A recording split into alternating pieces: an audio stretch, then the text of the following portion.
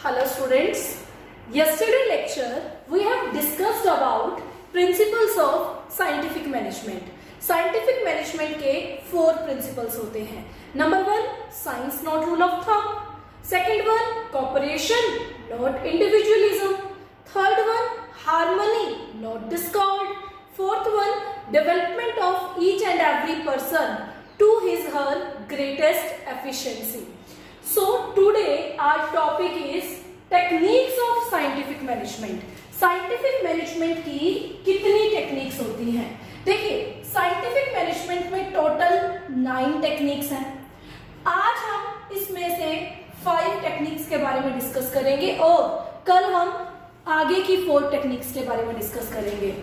सबसे पहली टेक्निक है डिफरेंशियल वेज रेट सिस्टम. नाम से क्लियर हो रहा है, डिफरेंशियल वेज रेट सिस्टम. ये एफ.डब्ल्यू. टेलर यानी साइंटिफिक मैनेजमेंट, एफ.डब्ल्यू. टेलर का ये साइंटिफिक मैनेजमेंट. ये एफ.डब्ल्यू. टेलर की सबसे इंपॉर्टेंट और सबसे फेमस टेक्निक है.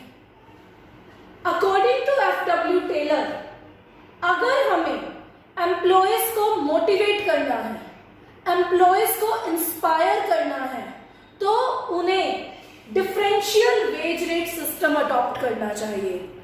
ये सिस्टम कहता है कि वर्कर्स को वेजेस देनी चाहिए. किसके अकॉर्डिंग? आउटपुट के अकॉर्डिंग, नॉट टाइम के अकॉर्डिंग.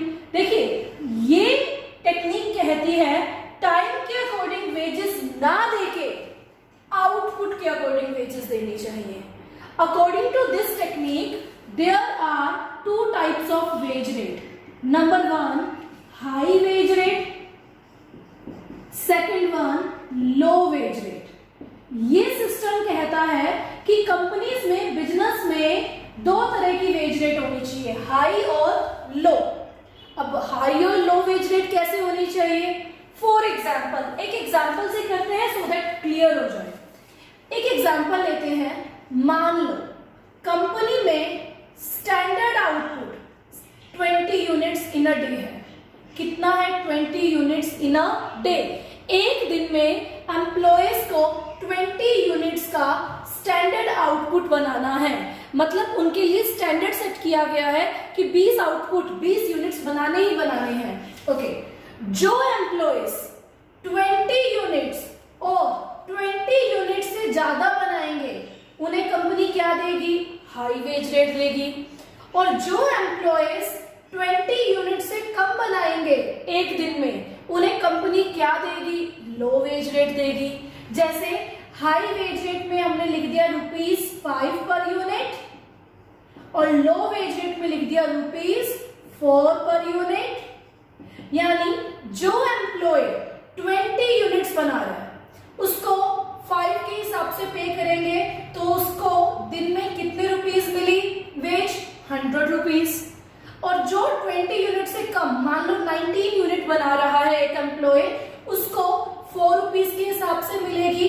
कितने मिली? 76 रुपीस पर डे के, 76 रुपीस मिली पर डे के हिसाब से. तो ये है differential wage rate. Differential wage rate का मतलब देखिए कितना डिफरेंस आ गया. 1 यूनिट कम बनाने से 24 रुपीस का, 1 यूनिट कम बनाने से 24 रुपीस का क्या आ गया? डिफरेंस आ गया. तो this is called differential wage rate system. अगर कंपनीज एम्प्लॉयज को अलग अलग वेजेस देंगी तो एम्प्लॉयज मोटिवेट होंगे ज्यादा आउटपुट प्रोड्यूस करने के लिए. अब एम्प्लॉयज को पता है 20 यूनिट्स या 20 यूनिट से क्या बनाए? ज्यादा बनाए तो उन्हें क्या मिलेगी? हाई वेज रेट मिलेगी. और अगर एम्प्लॉय 20 यूनिट से कम बनाते हैं, 19, 18, 17, 16 एंड सो ऑन, तो उन्हें लो वेज रेट मिलेगी. तो ये बहुत इंपॉर्टेंट टेक्निक है एम्प्लॉयज को मोटिवेट करने की, एम्प्लॉयज को इंस्पायर करने की, सो दैट वो एम्प्लॉयज ज्यादा आउटपुट प्रोड्यूस करने के बारे में सोचें. This is called differential wage rate system. Differential wage rate system F W. Taylor की बहुत ही फेमस टेक्निक है. काफी कंपनीज यूज करती हैं ये डिफरेंशियल वेज रेट सिस्टम. इसमें जो वेजेस है वो आउटपुट के अकॉर्डिंग मिलती है, ना कि टाइम के अकॉर्डिंग। अब देखिए टाइम के अकॉर्डिंग, जैसे एक कंपनी है, कंपनी में 8 घंटे की वर्किंग है, अगर टाइम के अकॉर्डिंग मिलेंगी तो सभी को सेम मिलेंगी। 8 घंटे हर कोई कंपनी में काम करके जाता है, चाहे कोई कम काम करे चाहे कोई ज्यादा काम करे। लेकिन FW टेलर ने कहा ये तो टाइम वेस्ट करने की बात है, कुछ एम्प्लॉयज 8 घंटे प्रॉपर काम नहीं करते, इससे अच्छा एम्प्लॉयज को मोटिवेट करने के लिए आउटपुट से रिलेटेड वेजेस दो। जो एम्प्लॉय जितना ज्यादा आउटपुट प्रोड्यूस करेगा उस एम्प्लॉय को उतनी वेजेस ज्यादा मिलेंगी, और जो एम्प्लॉय कम आउटपुट प्रोड्यूस करेगा उसे वेजेस क्या मिलेंगी, कम मिलेंगी। अब स्टैंडर्ड आउटपुट सेट कर दिया 20 यूनिट्स। अब एम्प्लॉयज के सामने टारगेट है 20 यूनिट्स और मोर देन 20 यूनिट्स, या तो 20 यूनिट बनाओ या 20 से क्या बनाओ, ज्यादा बनाओ, सो दैट हाई वेजेस मिले। और अगर आप 20 से कम बनाते हो तो वेजेस क्या मिलेंगी, कम मिलेंगी। तो ऑब्वियस है एक एम्प्लॉय हमेशा ज्यादा वेजेस अर्न करने के बारे में सोचता है, तो वो आउटपुट क्या प्रोड्यूस करेगा, ज्यादा करेगा। Okay, now second technique is time study. अब ये टाइम स्टडी क्या है, देखिए ये एम्प्लॉयज की एफिशिएंसी और इफेक्टिवनेस को इंक्रीज करने के लिए FW टेलर ने टाइम स्टडी बनाई है। टाइम स्टडी का मतलब क्या है, एम्प्लॉयज को स्टैंडर्ड टाइम दिया जाता है। एम्प्लॉयज को क्या दिया जाता है, स्टैंडर्ड टाइम, यानी हर एम्प्लॉय को बताया जाता है ये आपका काम है, आपने इस काम को 5 मिनट में करना है, 10 मिनट में करना है या 15 मिनट में करना है। हर एम्प्लॉय के लिए स्टैंडर्ड टाइम सेट कर दिया जाता है। अब टाइम स्टडी को कैसे मेजर करेंगे, स्टॉप वॉच से। किसे मेजर करेंगे, स्टॉप वॉच से। यानी एम्प्लॉय को काम दिया, पहली बार चेक करेंगे कि एम्प्लॉय उस काम को कितने मिनट में कर रहा है, 7 मिनट में कर रहा है, 8 मिनट में कर रहा है। फिर उसे दोबारा वही काम देते हैं, अगेन एंड अगेन वही काम देते हैं, ताकि उस एम्प्लॉय को टाइम क्या लगे, कम लगे। और स्टैंडर्ड टाइम सेट किया जाता है, स्टॉप वॉच होती है, अलार्म बजता है, और ये है टाइम स्टडी। यानी स्टैंडर्ड टाइम देना, एम्प्लॉयज की इफेक्टिवनेस को बढ़ाना, ताकि एम्प्लॉय फटाफट काम करें, इसे हम क्या बोलते हैं, टाइम स्टडी। टाइम स्टडी में स्टैंडर्ड टाइम दिया जाता है एम्प्लॉयज को, ताकि एम्प्लॉयज अपना काम स्टैंडर्ड टाइम में कंप्लीट कर लें। देखिए अगर एम्प्लॉय को टाइम ना दे तो क्या होगा, एम्प्लॉय उसी काम को लेके बैठा रहेगा, टाइम बीतता जाएगा, और कई बार तो ऐसा होता है पूरा पूरा दिन वो काम नहीं होता। तो स्टैंडर्ड टाइम देने का मतलब ही यही है, एम्प्लॉयज की इफेक्टिवनेस बढ़ाना, एम्प्लॉय से जल्दी काम करवाना, और टाइम स्टडी को हम स्टॉप वॉच के थ्रू करवाते हैं। अब है फैटीग स्टडी। ये आपके लिए न्यू वर्ड है, फैटीग। फैटीग का मतलब क्या होता है, फैटीग का मतलब होता है थकान, ठीक है। अब फैटीग स्टडी क्या है, सबसे इंपॉर्टेंट स्टडी थी फैटीग स्टडी। फैटीग स्टडी कहती है अगर एम्प्लॉयज कंटिन्यू काम करेंगे तो उनकी एफिशिएंसी डाउन हो जाएगी, उनकी इफेक्टिवनेस डाउन हो जाएगी। अगर एम्प्लॉयज को रेस्ट इंटरवल देंगे, ब्रेक देंगे बीच में, तो उनकी एफिशिएंसी क्या होगी, इंक्रीज होगी, उनका माइंड जो है वो शार्प होगा, उनकी इफेक्टिवनेस इंक्रीज होगी, वो काम को स्पीडली करेंगे क्योंकि उनका माइंड फ्रेश हो गया है। जैसे आपका एग्जांपल लेते हैं, अगर एक ही दिन में आपके 10 लेक्चर्स लगे और कंटिन्यू लगे, बीच में ना कोई रिसेस ना कोई ब्रेक, तो क्या आप 5th, 6th, 7th, 8th, 9th, 10th lecture efficiency से लगा पाएंगे? नहीं लगा पाएंगे। आपके माइंड में यही चीज होगी कि 10 मिनट 15 मिनट की रिसर्च दे दी जाती, उसके बाद हमारा जो माइंड है फ्रेश हो जाता, उसके बाद हम अपनी पूरी एफिशिएंसी से पढ़ते। Same as it is fatigue study, employees की फैटीग को स्टडी करती है।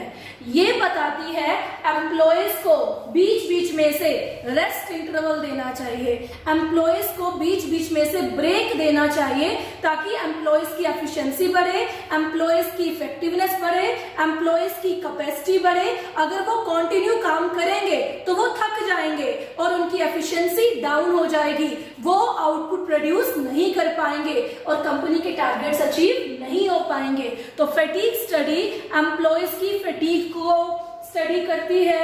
फैटीग स्टडी ये बताती है एम्प्लॉयज को रेस्ट इंटरवल देना कितना जरूरी है। Okay, now next mental revolution.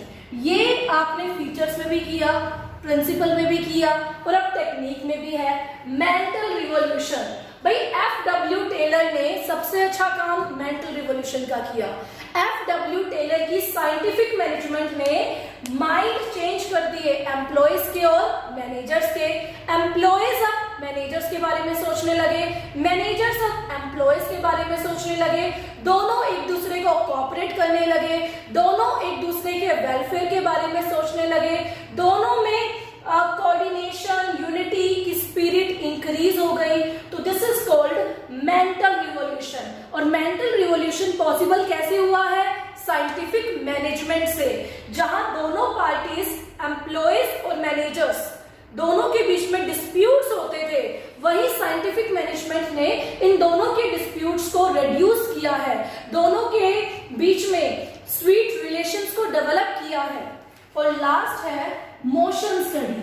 Motion study क्या होती है? देखिए, मोशन स्टडी का मतलब होता है एम्प्लॉयज की स्पीड को एग्जामिन करना, एम्प्लॉयज की स्पीड को चेक करना। एम्प्लॉयज की स्पीड कैसे चेक की जाएगी? By moving camera. अब मूविंग कैमरा क्या होता है? जो कैमरा घूमता रहता है, that is called moving camera. Factories में एम्प्लॉयज की स्पीड को, एम्प्लॉयज के मोशन को एग्जामिन करने के लिए मूविंग कैमरा लगाया जाता है। और मूविंग कैमरा यह एग्जामिन करता है कि एम्प्लॉयज अपना टाइम वेस्ट तो नहीं कर रहे, एम्प्लॉयज कोई अननेसेसरी एक्टिविटी तो नहीं कर रहे। तो this is called motion study. Motion study employees की स्पीड को एग्जामिन करती है कि अगर एम्प्लॉयज की स्पीड कम आ रही है तो क्या रीजंस है। एम्प्लॉयज को प्रॉपर ट्रेनिंग दी जाती है ताकि एम्प्लॉयज की स्पीड इंक्रीज हो। और एम्प्लॉयज की स्टडी को एग्जामिन बाय मूविंग कैमरा किया जाता है। फैक्ट्री में मूविंग कैमरा इंस्टॉल किया जाता है, जो कैमरा एम्प्लॉयज की एक्टिविटी को एग्जामिन करता है, जो कैमरा ये देखता है कि एम्प्लॉयज कोई अननेसेसरी एक्टिविटी तो नहीं कर रहे जिससे उसकी स्पीड क्या हो रही है, कम हो रही है। तो these are the 5 techniques of scientific management. कल हम बाकी की 4 टेक्निक्स डिस्कस करेंगे। ये 5 टेक्निक्स क्या है? डिफरेंशियल वेज रेट सिस्टम, यानी एम्प्लॉयज के लिए अलग अलग वेजेस का सिस्टम होना चाहिए ताकि एम्प्लॉयज मोटिवेट हो। टाइम स्टडी, एम्प्लॉयज के लिए स्टैंडर्ड टाइम बनाना चाहिए ताकि एम्प्लॉयज मोटिवेट हो, अपने टाइम में टारगेट को कंप्लीट करें। फैटीग स्टडी, एम्प्लॉयज को रेस्ट देना चाहिए ताकि उनकी एफिशिएंसी बढ़े, इफेक्टिवनेस बढ़े, उनका जो स्ट्रेस है वो कम हो। मेंटल रिवॉल्यूशन, एम्प्लॉयज और मैनेजर्स दोनों का माइंड रिवॉल्यूट हो गया, दोनों का माइंड चेंज हो गया। और लास्ट है मोशन स्टडी।